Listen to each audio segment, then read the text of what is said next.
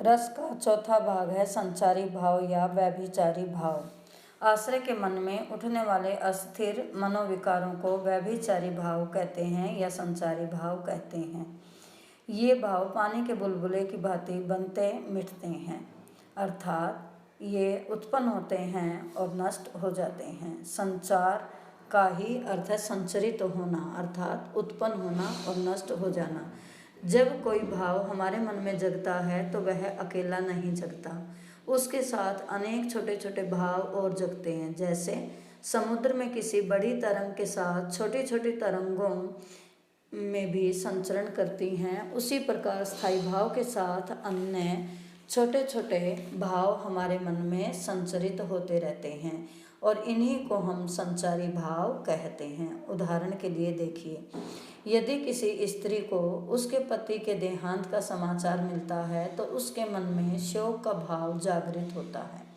इस शोक के भाव के साथ पति की स्मृति, बच्चों के भविष्य की चिंता आदि अनेक छोटे छोटे भाव भी साथ ही जागृत होते हैं। स्थायी भाव के साथ साथ जागृत होने वाले इन छोटे छोटे भावों को ही आचार्यों ने संचारी भाव कहा है। आचार्यों ने संचारी भावों की संख्या 33 मानी है, जो विभिन्न स्थायी भावों के साथ जागृत होते हैं। इस तरह स्थायी भावों में मिलकर ही ये रस की उत्पत्ति करते हैं। जैसे हम दूसरा उदाहरण लें, यहाँ जो दिया गया है कि शकुंतला के प्रति रति भाव के कारण शकुंतला को देखकर दुष्यंत के मन में मोह, हर्ष, आवेग आदि का जो भाव उत्पन्न हुआ या आदि के भाव उत्पन्न होंगे, उन्हें हम संचारी भाव कहते हैं। अर्थात संचारी भाव वही होंगे कि जो उत्पन्न होते हैं और नष्ट हो जाते हैं, इन्हीं को हम संचारी भाव कहते हैं। ये 33 प्रकार के होते हैं। जैसे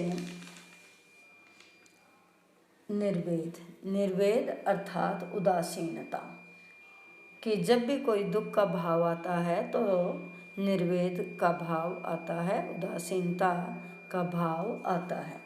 तो आश्रय के मन में स्थायी भाव के साथ साथ आते जाते रहने वाले अन्य भावों को संचारी भाव कहते हैं।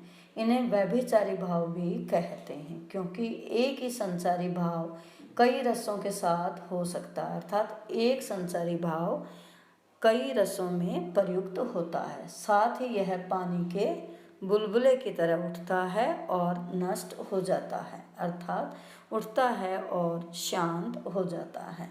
उदाहरण के लिए, सिंह से भयभीत व्यक्ति आश्रय के मन में उत्पन्न चिंता, शंका, मोह, जड़ता, उन्माद आदि भाव संचारी भाव कहलाएंगे।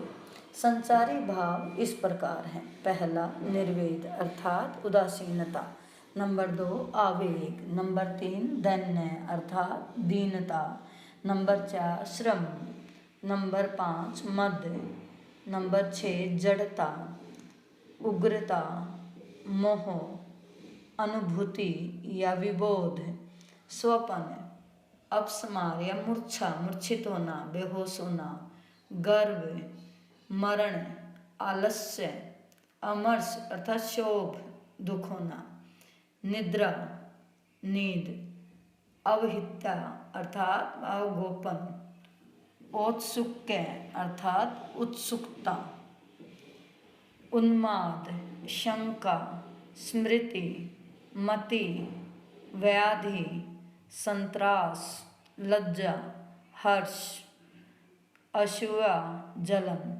विषाद, घृत्री अर्थात धैर्य, चपलता, चंचलता, ग्लानि, चिंता, वितर्क।